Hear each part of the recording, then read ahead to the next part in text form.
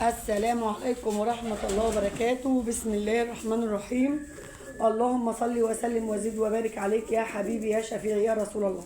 سموا بالله وصلوا على حبيبنا وشفعنا محمد صلى الله عليه وسلم.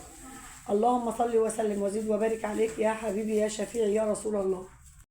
طبعا الفيديو زي ما انتم شايفين عند الحمام، اللهم صل على النبي اللهم بارك. طبعا كل حاجه زي ما هي، البيضه اهي بتاع الحمامه اللي بيضاء زي ما هي، يعني ما جيتش يمتها. في ناس قالوا لي يا ام مصطفى شوفها فاضيه ولا مليانه.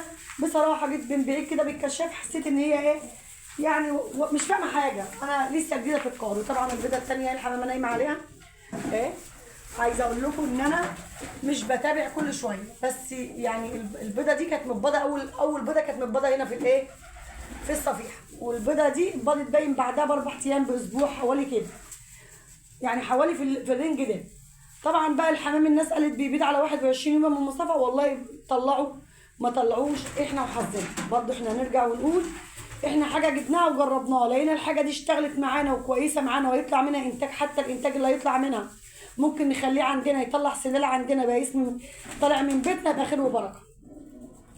لقيت الدنيا مفيش البيض فاضي او ما طلعش في ميعاده زي ما انا حاسباله او يبقى كده علموهم كلهم كده ونذبحهم ونعمل عليهم ملوخيه خضراء وشويه رز وبالسلامه الله يبارك لهم. ونجيب بقى ايه، زغاليل من لسه صغيره نربيها على ايدنا، تبقى ايه ما نجيبش حاجه شغاله. جبنا حاجه زي كده واشتغلت معانا يبقى خلاص كده خير وبركه. عطلانه واحنا برضو بنجرب اهو. انا ما بستعجلش على الحاجه، باخد نفسي على الحاجه جه منها سبتها، ما جاش منها شهر اتنين خلاص كده.